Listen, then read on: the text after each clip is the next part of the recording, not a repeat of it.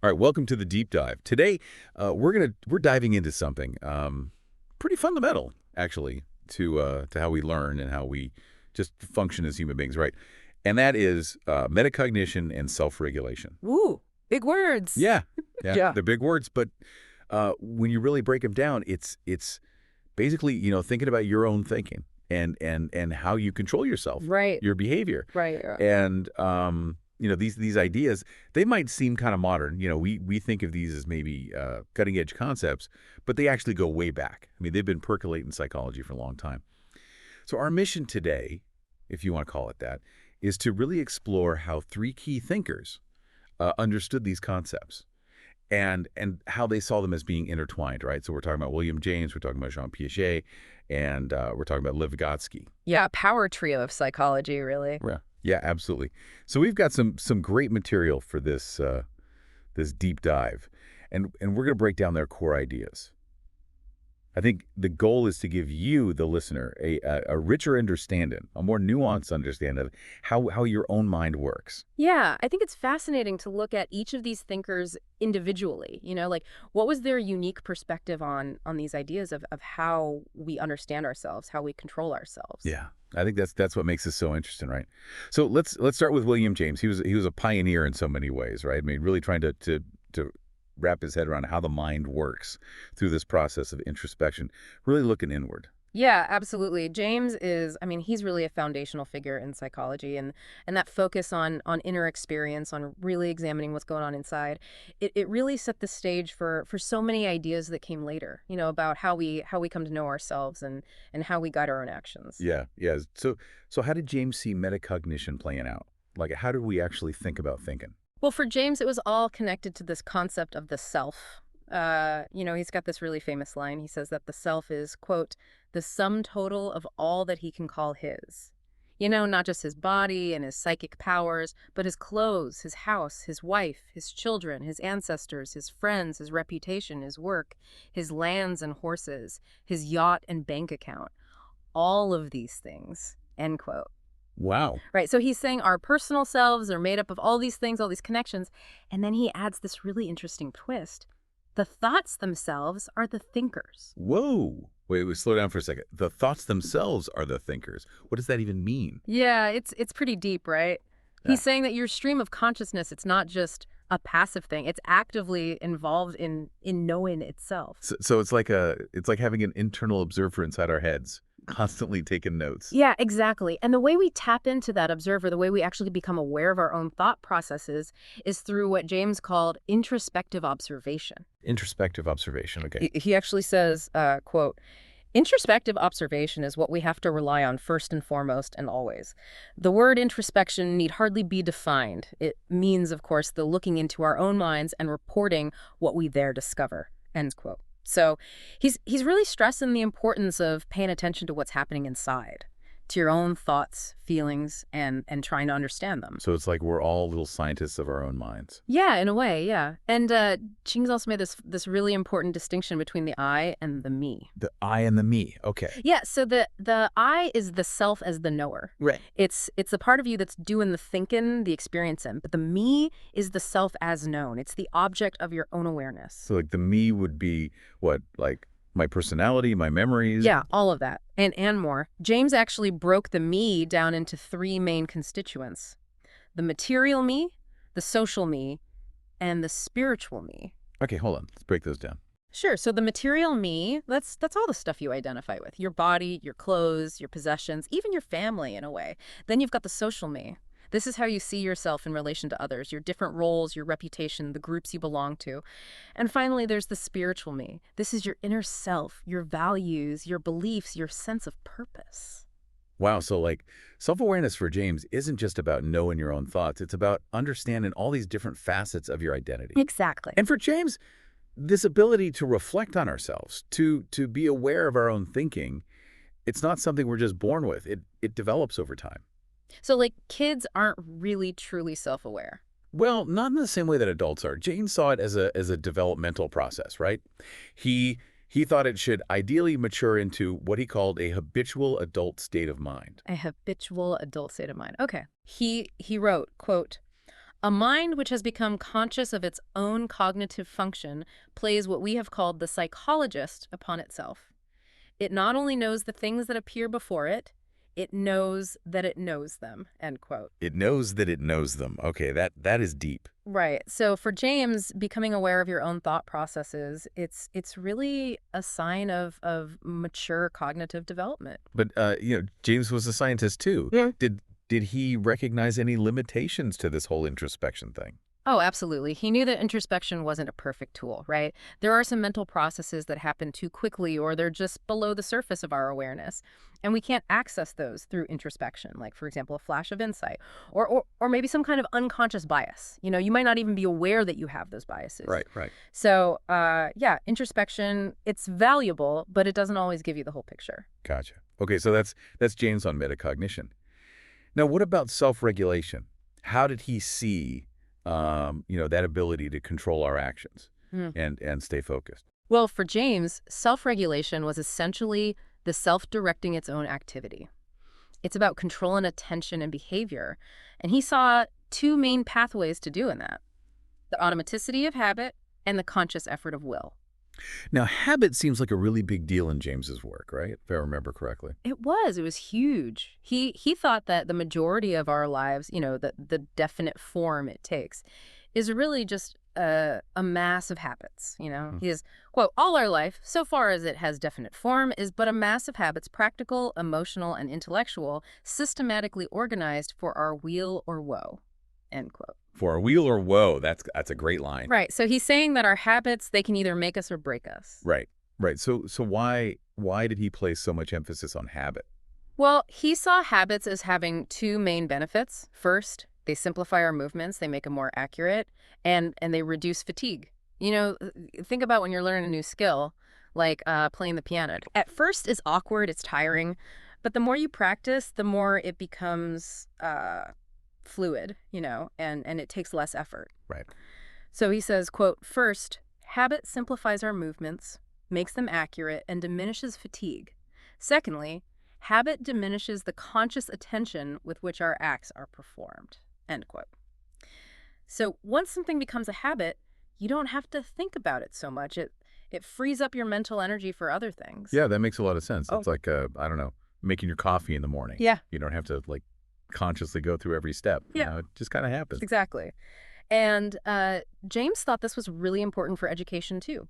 He believed that education should be about training the nervous system, making as many useful actions as possible automatic.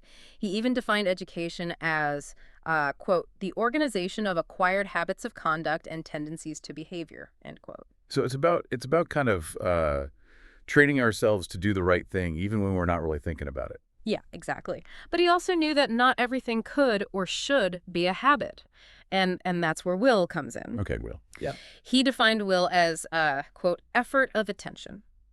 If then we admit that our feelings can, to a certain extent, act directly upon our muscles, we need go no farther in our analysis. For that feeling in a given moment should be able to act thus upon a given muscle, whilst other muscles are held inhibited by it, is a fact of which we, I think, have no more right to ask the reason than of the fact that sugar is sweet or quinine bitter, end quote.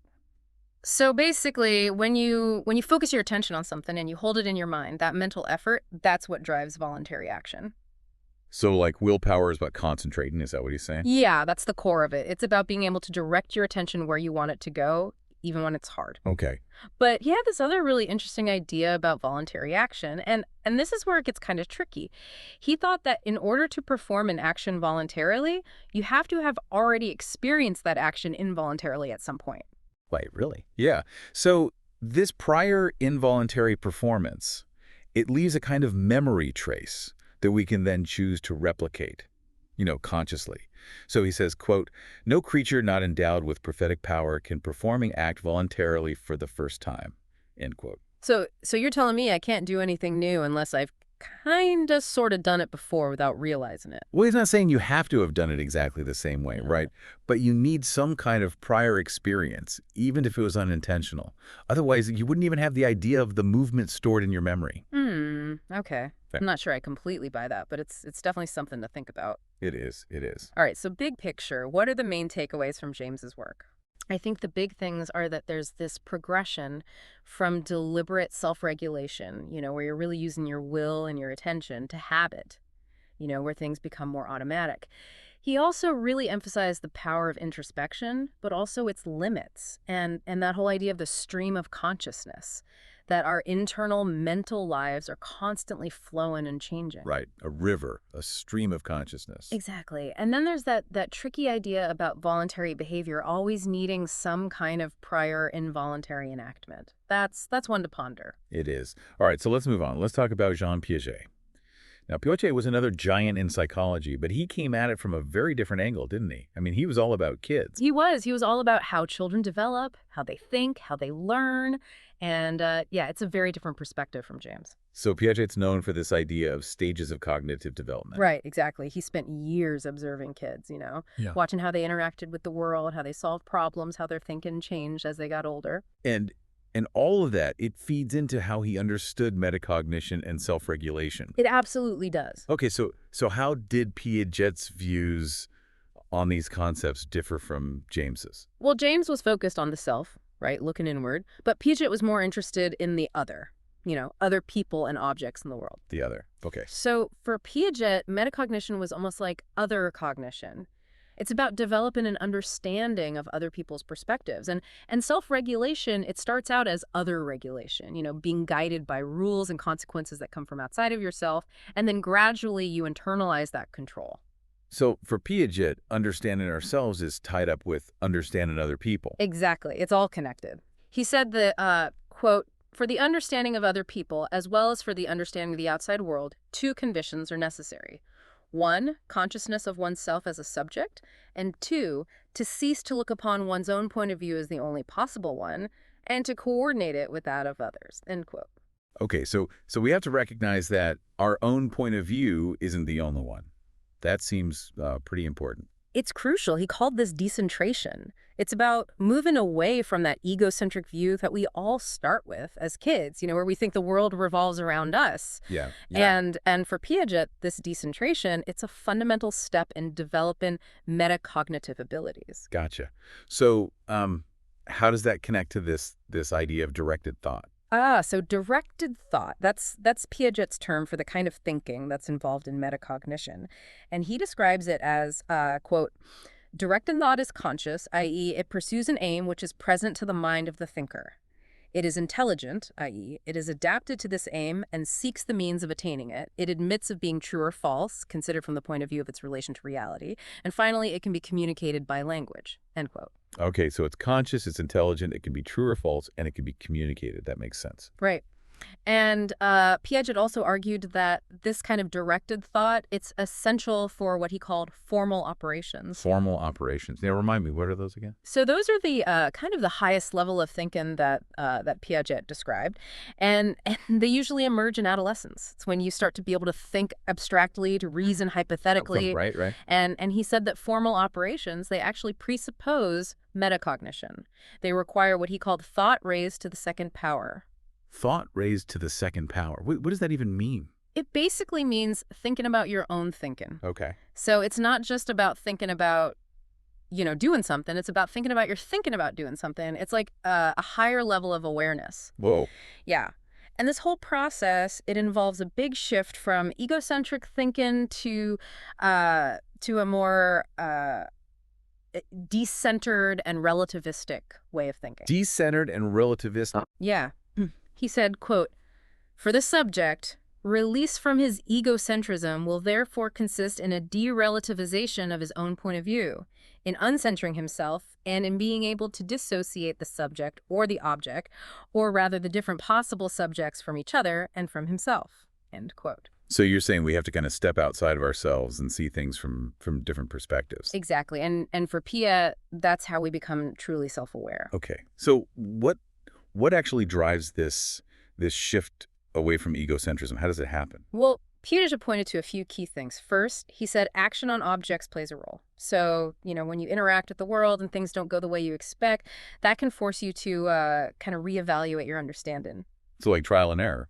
Yeah, sort of, Yeah. but it's more about how those experiences make you aware of your own limitations, your own perspective. Okay. And then the second thing is interactions with other people, Yeah. especially peers. Pierce, yeah. He said, quote, cooperation at the level of cognitive relationships between individuals teaches us to speak according to others and not simply according to our own point of view, end quote.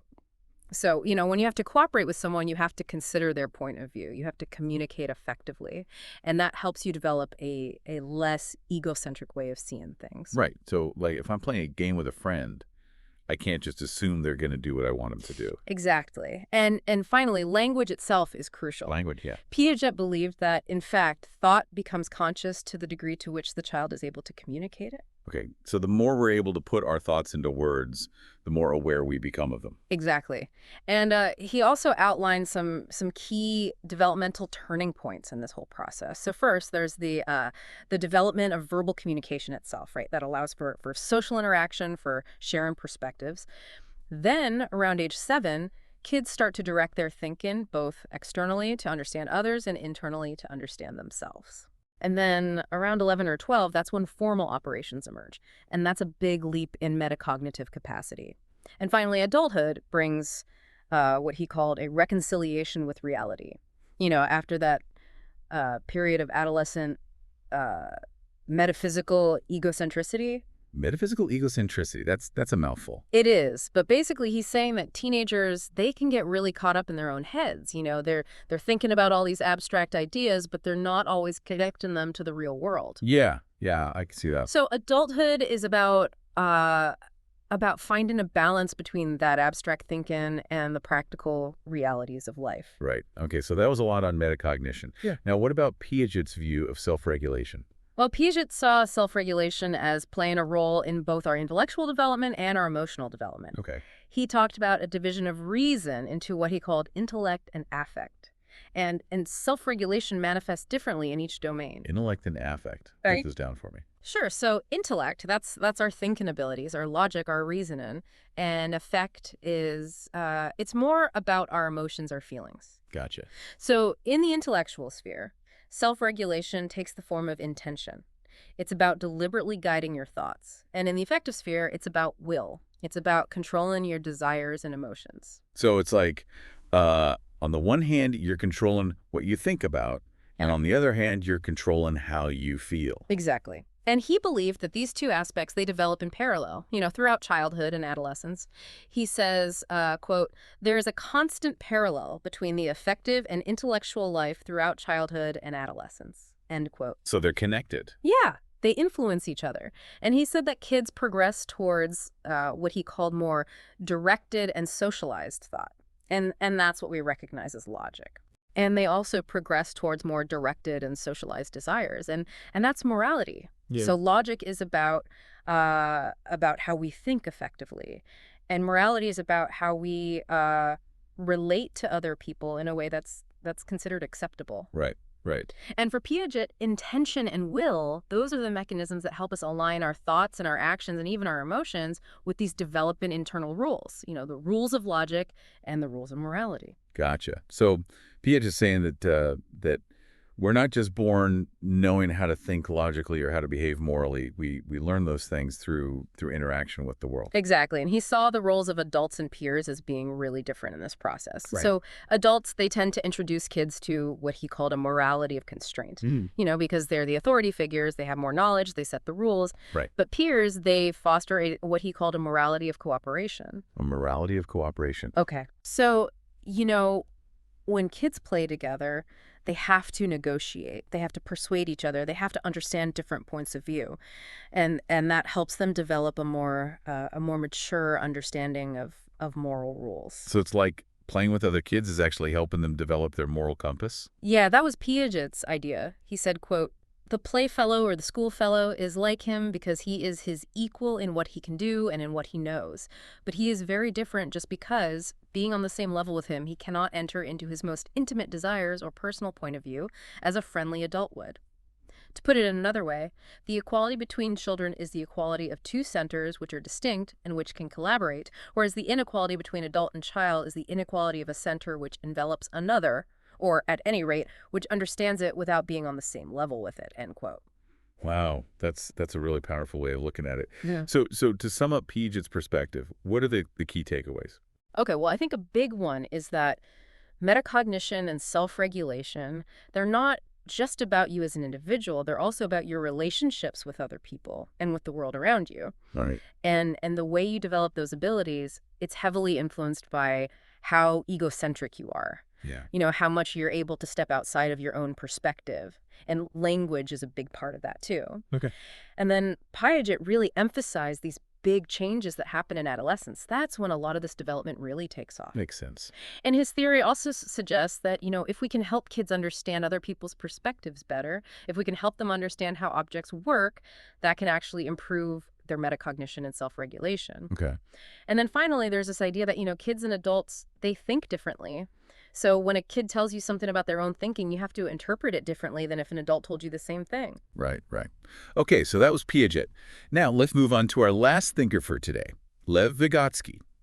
And he brought a whole new perspective to the table, didn't he? This sociocultural perspective. He did. Vygotsky's work is all about how our development, our thinking, our learning, it's all embedded in our social and cultural context. Right. Yeah. He argued that we develop through internalizing social interactions. We start out by interacting with other people, and then those interactions, they kind of become part of how we think. And language is the main tool for this internalization process. Okay, so language is really important for Vygotsky. It's everything. Yeah. And he also saw formal schooling as a really critical part of this whole process. Schooling, okay. He believed that schooling helps us develop these more abstract and conscious forms of thinking, what he called scientific concepts. And he saw metacognition and self-regulation as developing along the same path, essentially as internalized forms of language-based social interactions. And one of the ways he studied this was by looking at how people talk to themselves when they're trying to solve problems, what we call self-directed speech. Self-directed speech, okay. So, when you're working on something difficult, you might mutter to yourself, you might kind of talk yourself through it. Yeah, yeah. And Vygotsky, he saw that as a window into, how we're regulating our own thinking and actions. Okay, so for Vygotsky, language is not just about communicating with other people. It's also about communicating with ourselves. Exactly. And he even said that language is, quote, the tool of thought, end quote. It's not just a way to express our thoughts. It's actually what makes our thinking possible. It's what makes it conscious. It's what allows us to direct it, to be aware of it. So without language, we wouldn't really be able to think about our own thinking. That's basically what he's saying. Yeah. Wow. Okay, so given all of that, how did Vygotsky actually define metacognition? Well, for him, it was basically consciousness itself. He said, quote, awareness of one's own mental operations, or metacognition, is an integral part of self-regulated learning and behavior. Metacognition encompasses awareness of the activity of the mind, the consciousness of being conscious, as well as awareness of one's own knowledge and the ability to understand, control, and manipulate one's cognitive processes, end quote. So, metacognition is about being aware of your own mental activity and being able to control it. Okay. And for Vygotsky, metacognition and self-regulation, they're so tightly connected, like you can't really have one without the other. He saw intentionality as a key part of self-regulation, right? Right. And intentionality requires consciousness. So if you're going to intentionally do something, you have to be aware of what you're doing. Right, right. That makes sense. And he believed that metacognition, it develops through our growing awareness of our own thought processes and our ability to control those processes using signs, primarily language. Signs and language, okay. Yeah. And this whole process, it forms the basis for what he called reflective abstraction and the development of more complex and systematized thinking. Reflective abstraction, okay. Yeah. It's about being able to think about your own thinking in a more abstract and analytical way. Okay. So is this something that develops gradually, like Piaget stages? It does, yeah. But Vygotsky, he didn't really lay out specific stages the way Piaget did, but he did make a distinction between adults and young children. Right. He said that adults, they usually have this metacognitive awareness of their own mental capabilities. They know what they're good at, they know what they're not good at. But kids, they often don't have that insight. Right, right. So, you might give a child a task that's way too difficult for them, and they'll just jump right in Yeah, because they don't really understand their own limitations yet. yeah. And he also talked about how inner speech plays a big role in this whole process. Inner speech, yeah. Yeah, That little voice in our heads. right. He saw it as an internalization of the speech that we use to direct other people. So, when you're a kid, your parents are constantly telling you what to do, right? Hmm. And eventually, you start to internalize those instructions. You start to tell yourself what to do. Right, right. And that becomes your inner speech. And it helps you regulate your own behavior, even when there's no one else around to tell you what to do. So it's like we're internalized in our parents' voices. Yeah, in a way. But it's not just our parents. It's all the people we interact with, our teachers, our friends, everyone. Okay, so we're basically learning how to regulate ourselves by by imitating the people around us. That's a big part of it, yeah. And Vygotsky, he also believed that the full capacity for metacognition, it doesn't really develop until adolescence. Adolescence, okay. Yeah. And that's when we start to be able to form these really abstract concepts. Abstract concept. He said, quote, "Only the mastery of abstraction, combined with advanced complex thinking, enables the child to progress to the formation of genuine concepts. The intellectual functions that, in a specific combination, form the psychological basis of the process of concept formation ripen, take shape, and develop only at puberty." End quote. And those abstract concepts, they give us a new way to think about our own thinking. Okay, so abstract thinking is kind of a prerequisite for metacognition. You could say that, yeah. Gotcha. And he also talked about how, younger kids, they might learn certain rules for guiding their own behavior, but they're not really conscious of those rules. They're following the rules, but they don't really understand why. Right. They're not thinking about the rules themselves. They're just doing what they've been told to do. Okay. And Vygots,